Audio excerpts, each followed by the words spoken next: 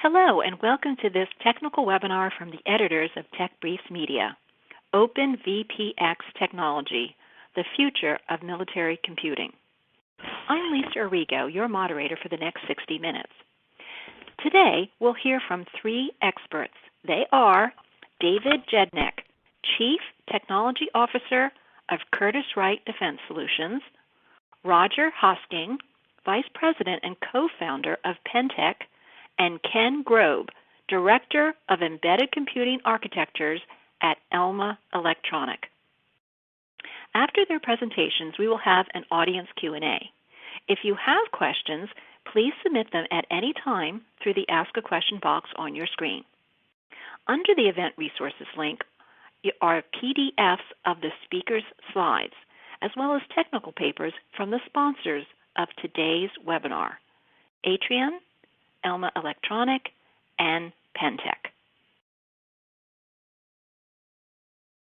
And now it's my pleasure to introduce our first speaker, David Jednick, the CTO of Curtiss-Wright Defense Solutions, where he previously served as the Manager of Advanced Solutions and the Senior Systems Engineer.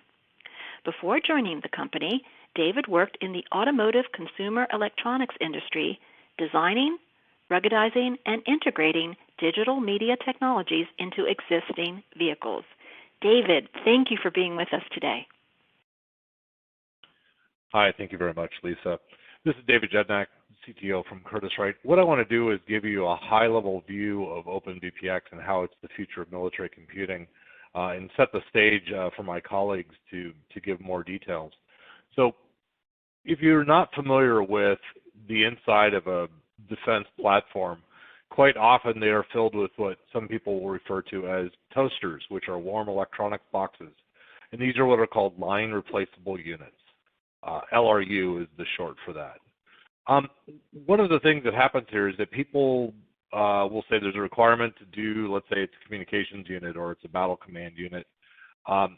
They will go and specify and acquire that entire thing and create this entire applique that sort of bolts into the vehicle. So you end up with these different systems, not really connected, all separate. And the big problem there is that you don't have a good scalability. You have lots of duplication of things like the power regulators, the chassis, the thermal management, cabling, documentation, all the things that go into maintaining that. All of those things are all separate, even though they're all in one platform. And there's just no real good scalability. When we look at something like OpenVPX, and we have line replaceable modules, the little boards that you see on the screen there, those are all individual modules. And those can plug into a larger level LRU that has all the power and the backplane and the interconnects, et cetera. And now at this point, you're dealing with well-defined interfaces, good roadmap for tech refresh in terms of pulling out a module and putting in a newer one, multiple vendors, easier servicing and sparing, et cetera. So this is a way to make it really transition from this older way of doing things to a much newer, more modern, more standardized way. And OpenVPX is the big enabler there. A couple of pieces of terminology. Typically when we talk about vehicles, there's quite often this nomenclature called the A kit and the B kit. And the A kit is basically all the stuff that's installed when the vehicle is created by the vehicle integrator, and the B kit is typically all this other stuff that shows up, all the toasters, as I said. One of the things we're talking about here is reframing this boundary, whereas in the upper right-hand side of the screen, you can see how we say there's the vehicle, there's the A kit, which is mounts and harnesses and power cables, and then LRUs get slapped in as the B kit. If we instead we reframe this and say, look, the vehicle plus its mounts and harnesses and power plus LRUs that are open standard with open standard backplanes and slots become the A kit, then the B kit modules can drop right in. And that gives you a lot more capability, and the government customer can have more control over how to do the system. To help you understand when we talk about an LRM or a line replaceable module, what I'm talking about, here's some analogous IT gear, right? A really easy way to think about this is IT, standard information technology gear. So if we look at a single board computer, it's something like a laptop or a workstation, general purpose. Digital signal processors, something we talk about in this market, DSPs, it's like a server or a high-end workstation. We use it for high-performance embedded computing, similar to HPC in the standard IT world. Network switches, network routers, we have graphics processing units, we have storage, either direct attached or network attached. Things like RF tuners, software-defined radios, a wireless modem type thing. These are blades. Specialized processing, sometimes it's a safety critical type loop, or it's not exactly a microcontroller, but it's something that's running more of a real-time operating system. It's similar to what you'd see in like an industrial control environment. Central timing, time server, same sort of thing. How do you distribute time to everything? You'll see that in typical server farms where there's some master timer in telecom racks. Part of that also includes things like assured PNT, which helps deal with GPS not always being trusted. Obviously, you've got the power supplies, very similar to the ATX power supplies you'll see in IT. In the military vehicle environment, a lot of these are based around like 28 volt DC instead of 110 volt AC. And XMC modules, one other important thing, XMCs are basically PCIe cards that lay flat. And that can be all sorts of other things, and those can be affixed to some of these modules. So when you look at the LRMs themselves, there's a couple of key parameters that we always have to worry about. So it all sounds great, you can just do it, it plugs in. Except you need to worry about the thermal management. These are conduction-cooled cards. They're not, in general, these are not fan-cooled. They're conduction-cooled. It's a big hunk of metal, and they move the heat to the sidewalls. There's a couple of sizes. So 3U and 6U, those are the sizes. It's the same U's as pizza boxes, but it's defining a different dimension on these blades. Usually about an inch thick. Ruggedization levels, so shock, vibration, temperature, things like ESD, the LRMs have covers, and then maximum power, right? Obviously that deals with what the maximum thermal is in a slot plus the amount of power on the rails. So overall, it's important that there are, you understand that these options give you different performance options, so higher or lower, different thermal performance. There's things like security that can be baked into this. Technology refresh becomes easy. You can pull out an older one and put in a newer generation. It scales fairly well. And another one that's great is foreign military sales. Quite often, systems that are going to other countries, they might have requirements where a certain amount of the content needs to be made within that country. And so they might be able to pull out a module and say, hey, they've got a homegrown version that drops into that exact same OpenVPX slot.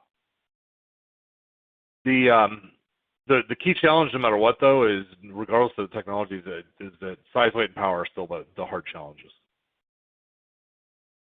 So here's an example LRM set. So these LRMs, again, these are OpenVPX, standardized.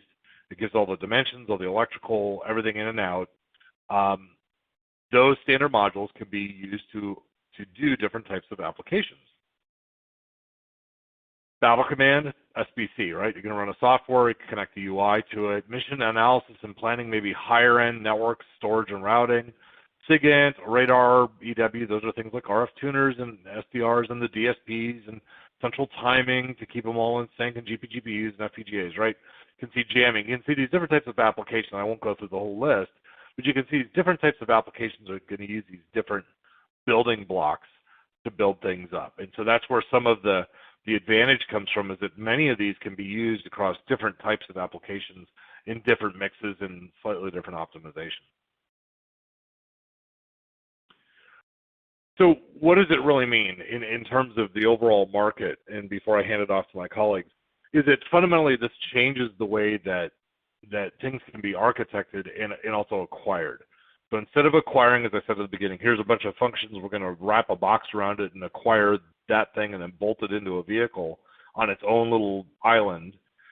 Instead, you can say, hey, look, here's an overall unified architecture, and let's start putting these LRMs, 3U VPX, standardized LRMs into a 3U VPX standardized backplane, via OpenVPX to use a bunch of other standardized things.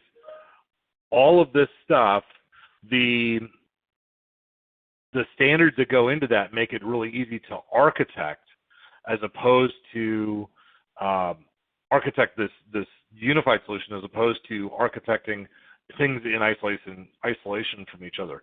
And that helps us avoid, one guy painting it red and the other one painting it green when it didn't really matter. They just chose different ways and then they become incompatible. With it all under a standard makes it easier, which also means we can move technology to the warfighter faster, because we're going to be changing out the technologies with another open standardized blade that will go into that exact same slot. Obviously, it's a foundation for a more scalable, extensible, agile approach because we can scale up and down the number of slots and the types of things in those slots. And the other key thing I want to make sure is clear here is this is a lot more in line with broad market, lots of different industry, IT system design concepts. And that right there, I think, is one of the big benefits is we're not necessarily reinventing the wheel on this stuff. We're using very similar technologies. We've got them in a very standard manner. In an IT stack, it's 19-inch rack mount gear. In this case, we've got LRUs that can take these standardized LRMs per OpenVPX. And that really does advance everything that we're doing here to make it easier to acquire and really drive a future roadmap for electronics in the defense market.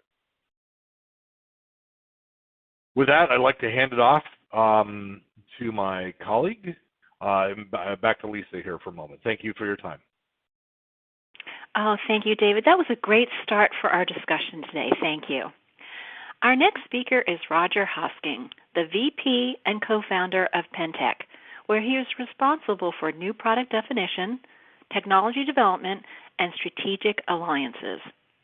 Rodger has spent 3 decades in the electronics industry and has written hundreds of articles about software radio and digital signal processing.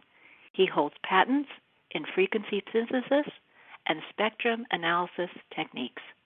Rodger, thanks for joining us today. Lisa, thank you very much, and thanks for that great introduction on embedded systems, David. That's very helpful to set the stage. So today, what I'd like to talk about is some new directions in embedded systems, and specifically, I'm going to be taking a look at the open system architecture that was defined by the government, how it's evolved since it was introduced. Then we're going to take a look at an example of a technology challenge, which is an RFSOC technology, which is you'll look at in just a few minutes. And then we'll take a look at the relationship between VITA and SOSA, which is the Sensor Open System Architecture Initiative, and how VITA can solve new technology challenges for SOSA. And then we'll wrap up. So first of all, let's just start with a very important memo of May 2013 that kind of introduced the concept of open systems to the vendor community, the supplier community for the military aerospace DoD space. And this was a open systems architecture handbook that outlines how you will proceed as a procurement officer to acquire systems and specify systems that will follow these open systems architecture principles. It says this really means that wherever you are buying new systems, we want to enforce open systems architecture whenever it's practical and take that as our kind of our goal and rule going forward. Well, what happened as a result of that was people looked at what does that really mean? And if you take a look at the objectives of the Modular Open Systems Architecture, it was all set to do some major accomplishments. One was to enhance competition by making it open, to make it easier to put new technology into defense equipment, to also inspire innovation, have companies be motivated to innovate, get new products out, new technologies, as well as enable the cost savings so that you can do so. You can do this new technology innovation without having to replace the whole chassis, but to replace the part of the chassis that will give you that new technology and thereby save the government cost. Also, finally, to improve interoperability among vendors in the industry so that you could have a set of vendors, each capable of producing an equivalent function that would go into say a slot of a VPX system. So this is what the objectives were laid out. So what happened is the 3 services took a look at these objectives that the government, the DoD procurement office wanted to start having people pay attention to and develop according to. And so what each of them did was they came out from that definition and that imperative, that mandate. They each came out, the Navy, the Army, and the Air Force, they came out with their own view of what open systems means to them and how they would be implementing it and how they would be specifying it. So these three initiatives, HOST, CMOS, and OMS, were developed by the three services. And within each of those initiatives, there were several standards that were adopted, useful to the goal and the mission as each of the three services saw it was appropriate to meet their needs. And if you'll notice that all three of them incorporated OpenVPX as part of the standards that they adopted for their individual initiatives. Well, it soon became clear that it would be much better to have a single initiative, a single effort to kind of combine those three different initiatives, and that was done under the SOSA consortium, which is the Sensor Open System Architecture consortium that then uses all of the different inputs from the three services to define a single specification, a single standard, a single way of going forward, which would make it easier for the government to purchase because now the government is using a single common basis of best standards practices for embedded systems.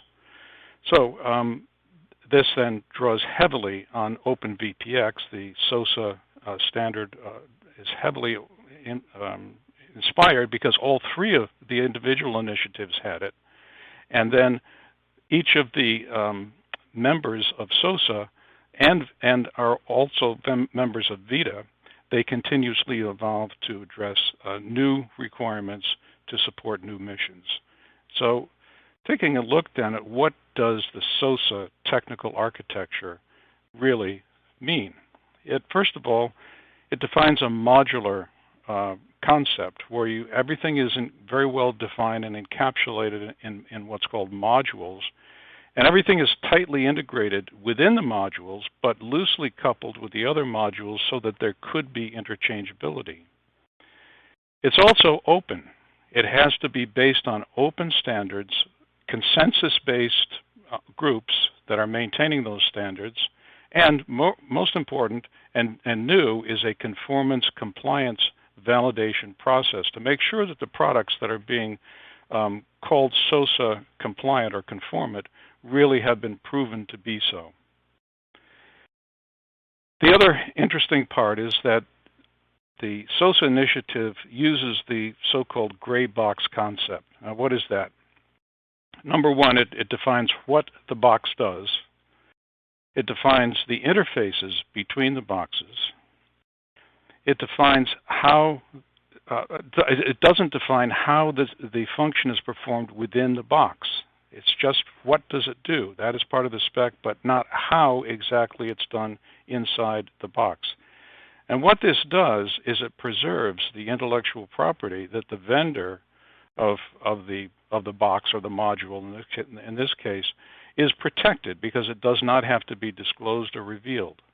So this is part of this gray box concept, and it's quite new and very appropriate for the mission of SOSA and the Modular Open System Architecture. So benefits accrue to both the government and to industry. And so for the government, it basically gains all of the things that were outlined in the Open System initiative that was defined by the government: faster, more efficient, improved life cycle, interoperability. But it also benefits industry because by using a common set of standards that have been kind of reduced down to the basic essential standards that are required, industry can focus on those standards, and it'll be easier for them to make new products because they're very familiar with the existing products that are there for the standards, and then they can move forward more quickly. It also I guess it incentivizes COTS vendors, small businesses, because they can be innovative within this SOSA standard and contribute to the prime system integrators with their own components. And then basically what you're doing is you're leveraging this reconfigurability to provide reuse. That means that the same elements, the same basic building blocks can be used to put together different systems for different missions in the future without having to start from scratch each time.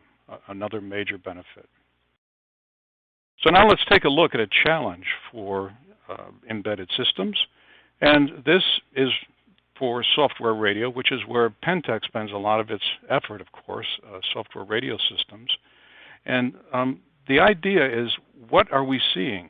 We're seeing what's driving the new systems are wider signal bandwidths, and that's for radar, communications, EW. You have wider signal bandwidths and definitely more signals. There's so many more signals out there than there ever were before. And so that requires faster data converter, higher sampling rates. The phased array systems that are now propagating throughout, very common, require a lot of channels, which means more bandwidth. They require timing, synchronization. And to put all these systems together, what you need to have is very fast links, not only between the components on the board, but between the boards within a system, and then also between different elements of the system, and also connections to the antenna or to a sensor that is part of the system as well. So the new chip that's kind of exemplifies a lot of these trends is the RFSOC, which is called the Radio Frequency System on Chip. It's a Xilinx product, and it's really generated a tremendous interest in the industry. It's built on UltraScale Plus FPGA fabric, but very importantly, and for the first time, it has 8 very wide bandwidth A to D converters and 8 wide bandwidth D to A converters built right into the chip. That gives you the RF or IF interfaces integrated within the device that has the FPGA resources. It also supports timing and synchronization. It has dual 100 gigabit Ethernet interfaces for very fast traffic on and off the chip. It has a ARM core processor that can be used for command and status, command control status within the chip. And what you've got here, if you take a look at all of these different resources, you've got really a complete system on a chip for an 8-channel radar communication transceiver. So it's like a subsystem on a single monolithic chip. So this is the kind of new technology that's pushing a lot of the standards to be able to accommodate it. So some of the critical connections for any embedded product is you need very good RF signal connections to preserve the number of signals and their integrity. You also have to synchronize across multiple channels, across multiple boards, across multiple systems. The 100 gigabit Ethernet link that needs to be supported in whatever embedded system technology you're using to make the connections work. You have other interboard, intersystem communication, 10 and 40 gigabit Ethernet. Command and status I/O to the processor, which basically needs gigabit Ethernet for control status, and then the usual I/O for a CPU. Of course, power and cooling, and harsh operational environments. Now, the last two are really a very significant part of what OpenVPX has already. So a lot of these newer things are in addition to what's already there, as well as some new features that need to be implemented and have been implemented within the VITA organization. So now let's see exactly how does VITA interact with SOSA. So as we've seen, the VITA standard is an essential part of SOSA. And in some cases, the VITA standards are a subset of different parts of VITA. In some cases, some of the recommendations in VITA are made requirements in SOSA. In other cases, there will be some SOSA slot profiles that are a subset of some of the existing standards. In other words, we won't use all the profiles in OpenVPX, but only a certain few that will get the job done. It's hard to decide which ones are not needed and which ones can do it.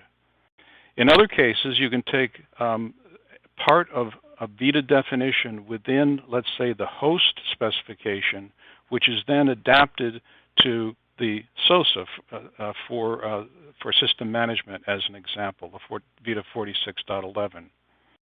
And there are other recommendations that SOSA comes across in trying to define the future path of how they will be building systems that may need, that VITA may need to have new features to support. That's kind of where we come into the next slide here. As you probably know, the Open Group, which runs the SOSA consortium, is limited to U.S. citizens only. However, VITA membership is worldwide. So, a lot of the same members of SOSA are also in VITA. Now, you can have discussions within the SOSA consortium that are sensitive or classified, and come up with a requirement, a hardware configuration requirement that the embedded system must have that really could not be discussed. The reason for it couldn't be discussed in VITA, but yet because of the membership, the VITA members can take those sanitized recommendations and create new standards within the VITA organization that will meet the requirements defined by SOSA. Once those VITA requirements are then adopted and approved, they then can be adopted and become part of the part of the SOSA standard definition. So it's a very nice kind of a symbiotic relationship between VITA and SOSA, as you can see here. So in order to address the needs for the RFSOC, for example, it's full of solutions provided by OpenVPX. 20 coaxial RF-IF backplane connections for the analog input and output. 48 lanes of 28 gigabaud optical backplane for the 100 gigabit Ethernet. Radio clocks and timing cards, new slot definitions for multi-channel, multi-board, multi-slot synchronization. 10 and 40 gigabit Ethernet across the backplane, PCI Express, LVDS across the backplane, both of those in copper. Those have been defined with new VITA 65 OpenVPX slot profiles. And then I/O for the single board computer function, and that in this case it's right on the chip, the ARM CPU, for gigabit Ethernet, USB, DisplayPort, and so forth. So all of the structures that surround, the RFSOC chip are OpenVPX definitions for the boards, for the backplanes, for the chassis, and how they shall be used and which profiles shall be used. And a lot of them have evolved recently to adopt some of the requirements for challenging technology like the RFSOC. So, taking a look then at a recent memo, that is January 2019, the same offices, but now a joint memo from 3 services, are basically reiterating and reaffirming the open standard architecture requirements for warfighting imperative and weapon systems. This is how you will do it, and specifically it references the standards that have been developed as a result of that 2013 initiative, the MOSA, and now you have these hard standards, and SOSA is listed explicitly in this memo of January 2019. So basically, at the bottom line is, acquisition executives will ensure that MOSA is reflected in our requirements for acquisition programs to the maximum extent possible. So it's quite a nice kind of closure that focuses everybody on where the business is coming from and the direction that it's going. So just takeaway messages for SOSA and VITA. It's an open architecture for C4ISR. It uses the MOSA principles. We talked about the gray box. 3 services are working together. It's based on OpenVPX. There's a lot of industry members that are working together as well. The SOSA technical standard, which now just was released at Snapshot 3, that's a revision, and also there's a SOSA business guide. The technical standard 1.0, the full release should happen in early 2021. You can see the DoD is fully committed to open architectures and is specifying it in ACAT programs. And it's ready now. The open architecture ecosystem is really ready now. So if you want some more information on these topics, you can get involved in VITA. You can join the VITA organization. Membership is worldwide. If you're interested in SOSA, we've got a lot of resources on our website that include white papers, podcasts, press releases, and so forth. Those are available. We also have a link here for the standard technical standard Snapshot 3 that I referred to. Here's a link to how to join SOSA to get involved. So it's ready to go. It's here. We encourage participation. And that kind of wraps it up. Thanks for attending today. I'll turn it back over to Lisa. Oh, thank you, Rodger. That was an excellent presentation. And now please join me in welcoming our final speaker, Ken Grobe, a pioneer in the embedded computing open architectures industry. As the Director of Embedded Computing Architectures at Elma Electronic, Ken is responsible for driving the company's integrated solutions and embedded computing strategies. He is also a longtime contributor to both SOSA and VITA standards development. The floor is yours, Ken. Thank you, Lisa. Again, hi, my name's Ken Grobe. I'm Director of Embedded Technologies at Elma. Today I'd like to talk and follow up a little bit on what Rodger and David had just discussed about why OpenVPX is a good standard for DoD modular systems as we look down the road. By way of background, packaging standards for embedded systems have been driven for years by VITA, the organization that manages OpenVPX and PIC-MG, another standards body, around Eurocard packaging for decades. And as Rodger just nicely presented the directions from Modular Open Systems approach, we have this Modular Open Systems Architecture, which is the architecture concept, and then the approach being how that should be done. And this lends us to the objectives to improve systems capability, compatibility, and cost, and it leads to other standards that are, let's say, underneath of this MOSA approach. So we looked at some of these so far. We had SOSA, CMOS, for RF, MORA, for communications, Victory, for software and software architecture, FACE, and then Host for hardware open systems technologies from the Navy. So each one of the 3 service branches has sort of a model or a view of what they need in their standards to produce the systems that they require. And as Rodger pointed out, these sort of have been umbrellaed into the SOSA standard to cover the interest of host, CMOS, OMS, and so forth. So if we look at some of the objectives that MOSA drives, the Modular Open System Architecture,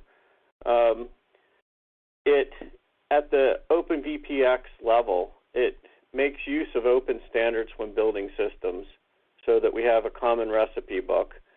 It's selected, the process has selected a hardware standard, OpenVPX, which applies now to SOSA, Host, and to OMS or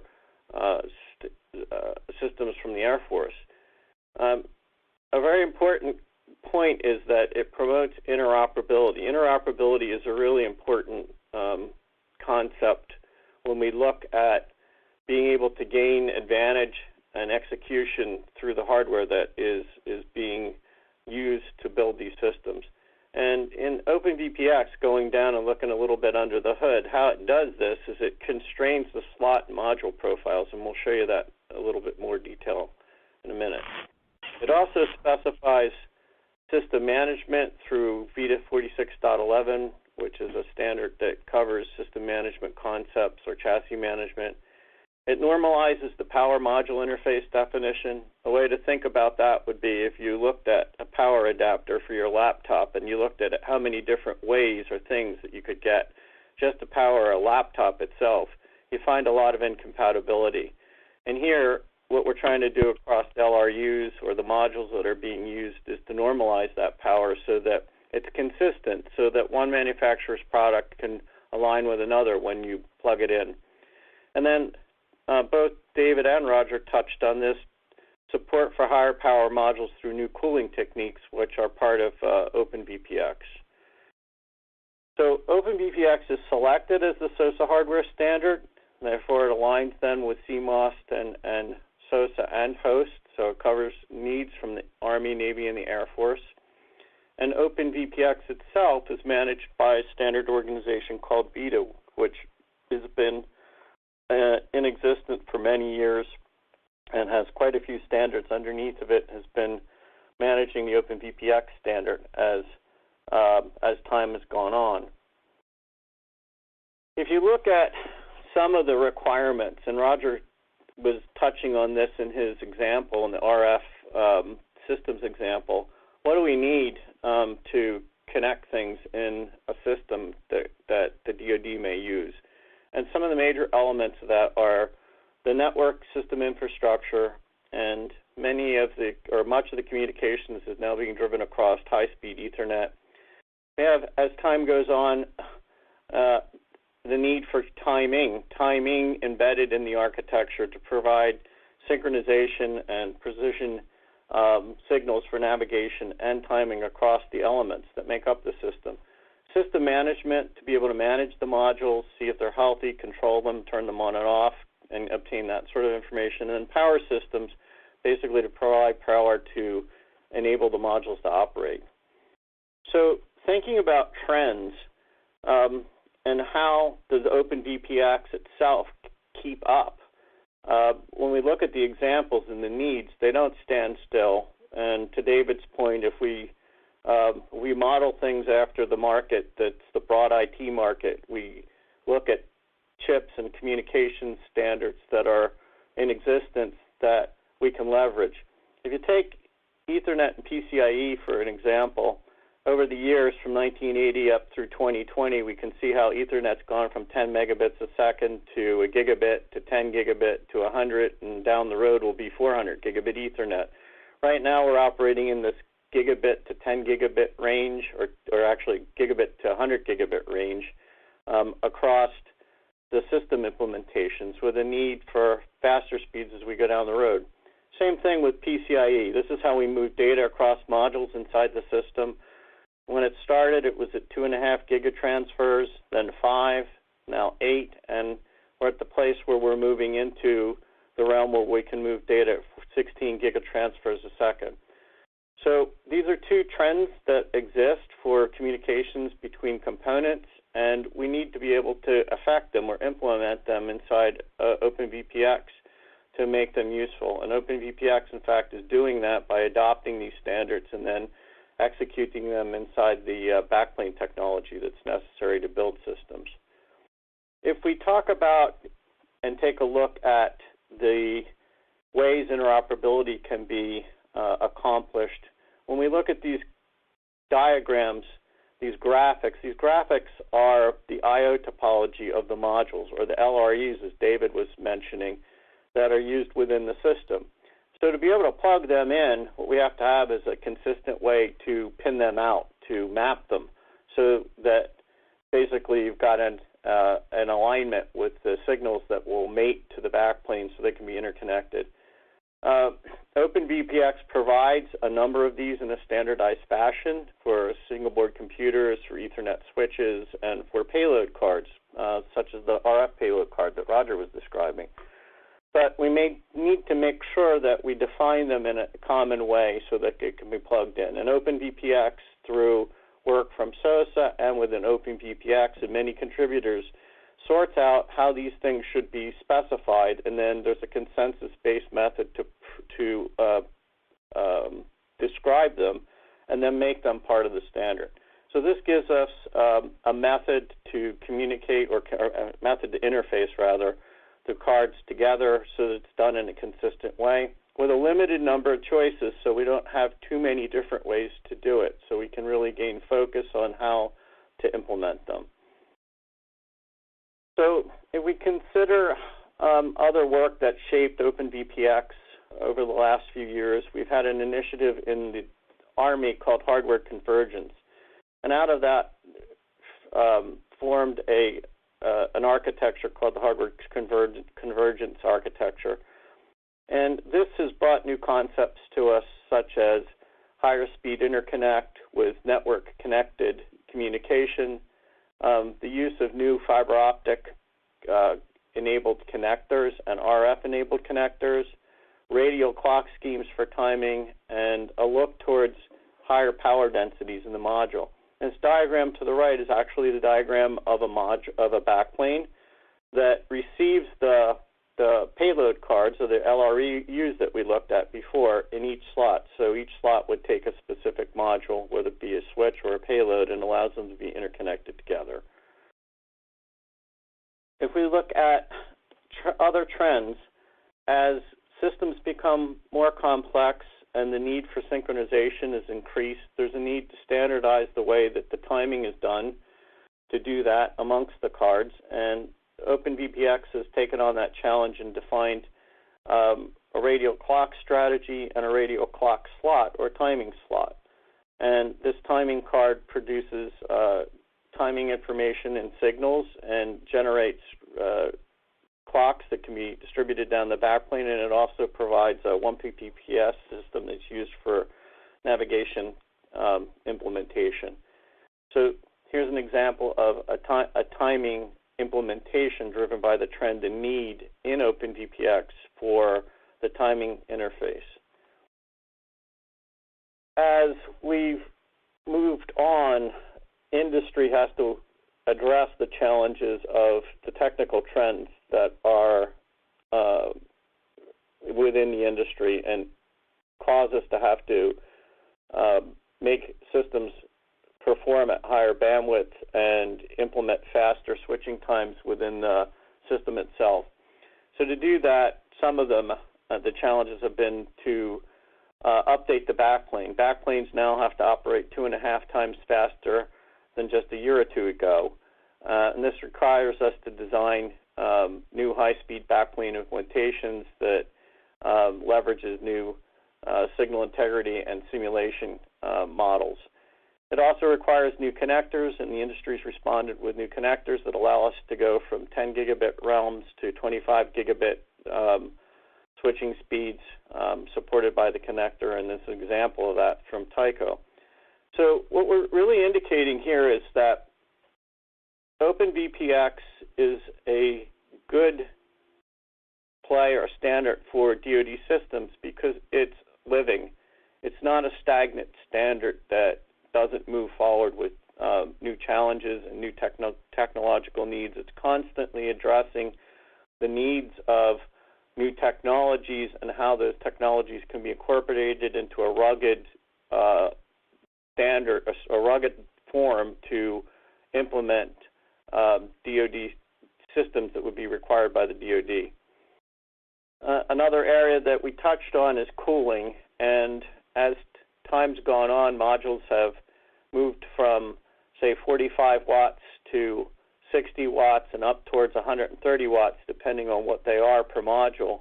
And doing this in a conduction-cooled way is difficult, and it's caused us to have to look at other approaches, including airflow through cooling, where we drive more air through a module to be able to cool it. It's sort of a modified conduction-cooled approach where we're actually driving air through the module to fins that are coupled to the card and then take the heat away. There's also now a way to do it with liquid cooling through another VITA standard. So VITA is looking at new standards and providing that roadmap to allow higher power solutions to take place with these capabilities.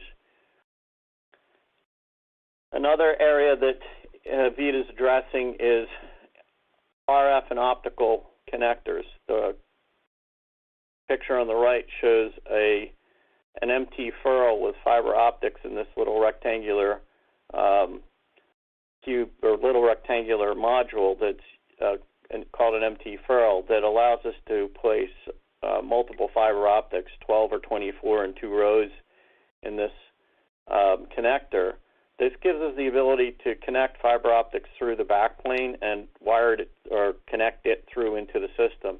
We also have other connectors that allow us to mate RF signals that can be connected through the LRUs. And these are also defined by various standards groups within VITA that specify and describe the connector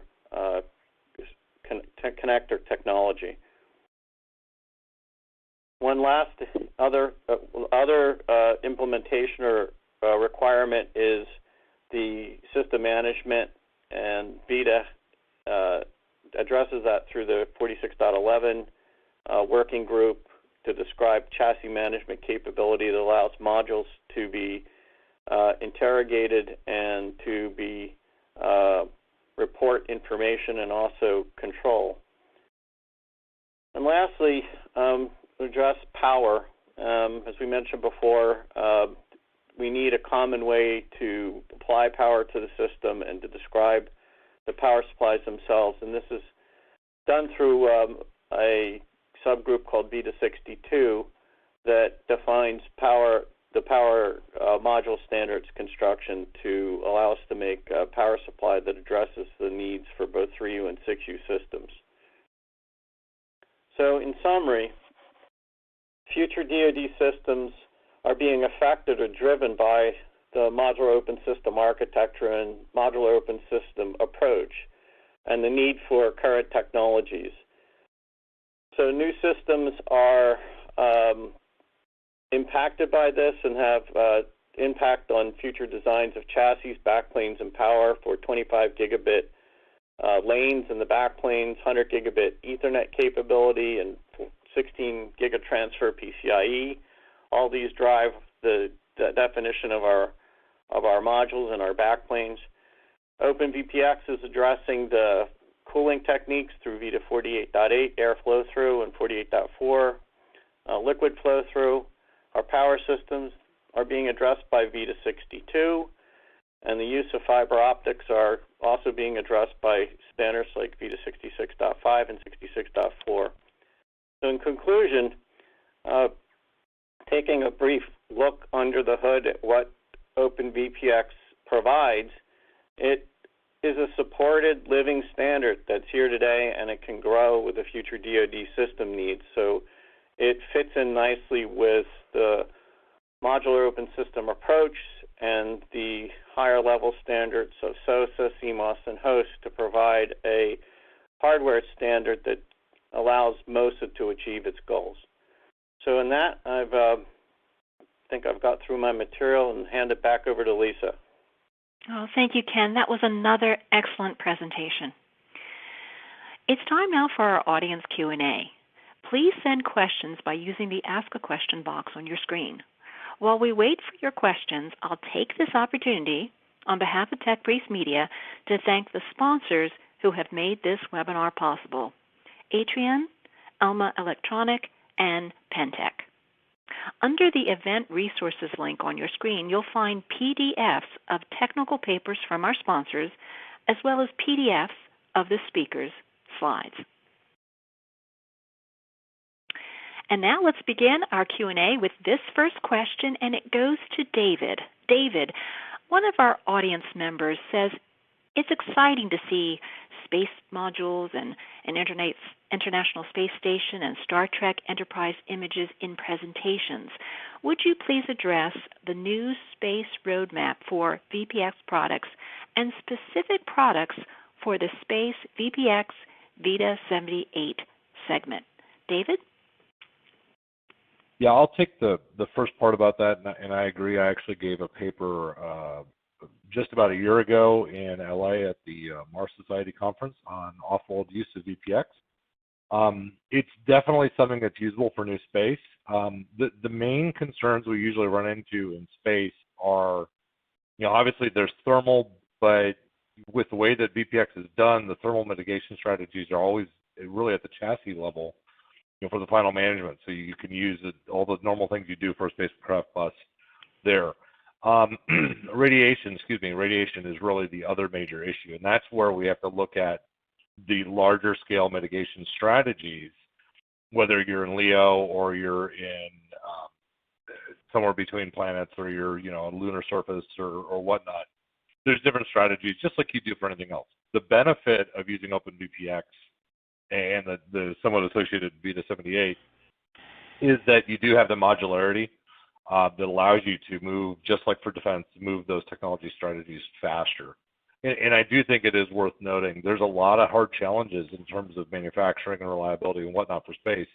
By sticking to a standard rather than having everybody do their own bespoke card, it does mean you can leverage a lot of that learning and do a lot of risk mitigation. And from a new space perspective, be a lot more agile and a lot faster in getting things done and getting them to orbit. Very good. Thank you, David. Okay, Rodger, you have the next question. What is the maximum allowable temperature of the RFSOC chip? Rodger? Okay, there are two grades available now, the extended and the industrial. We're using the industrial range, which has a temperature range of -40 degrees C to 100 degrees C. So that then requires a lot of what's in VITA to provide the necessary cooling methodology to make sure that that chip is kept at a temperature below 100 degrees C. And we didn't talk too much about it, but the airflow through, the liquid cooling, the air, there's many different techniques within the VITA 48 especially to handle that. Thank you, Rodger. Ken, you have the next question. Is the OpenVPX standard stable?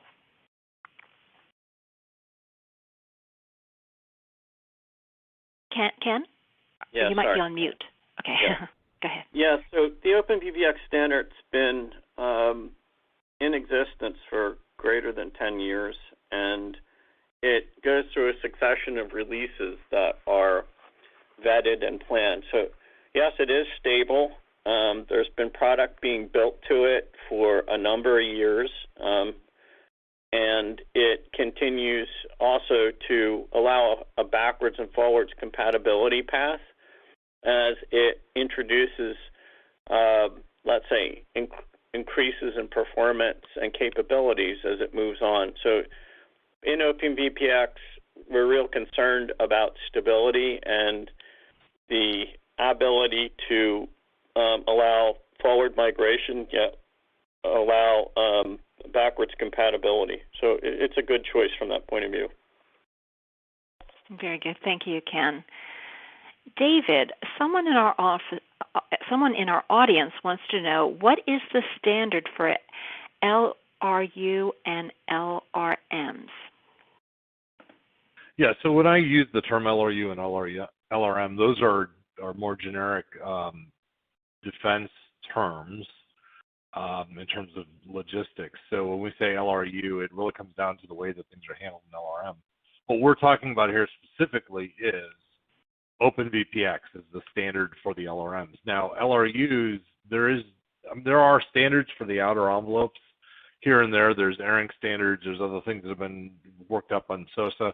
That's generally a lot more fuzzy because a lot of it becomes very platform dependent, ranging from sort of similar things like the color of the paint to more complicated things, which are the thermal management profiles, the connector placements, connector types, the bolting, bolt holes, orientations, size, shape, et cetera, et cetera. So the LRU is more of the soft clay, if you will, of how we're going to implement that. But ultimately, everything we're talking about here is the standard is the OpenVPX standards and all the associated things that come with that. Thanks, David. Rodger, this question is for you. What is the best solution to move large data captures from the RFSOC to a host computer? It does not look like continuous recording is possible. If this is correct, what is the maximum capture size achieved? Rodger? Oh, hi. Okay, we really do have a good solution for that. Each of the 100 gigabit Ethernet interfaces can handle up to 12 gigabytes per second, sustained real time, and that allows you to capture 2 full bandwidth 4 gigasample per second A to D channels with some room left over. And that then can be connected up to one of our recorder products, which we've just released within the last few weeks, that will record. Each of those recorders will record the 12 gigabytes per second from each of the 100 gigabit Ethernet UDP interfaces. So you can capture up to, with 2 of those recorders, up to 24 gigabytes per second, continuous real time forever until all the disks are full. Thank you, Rodger.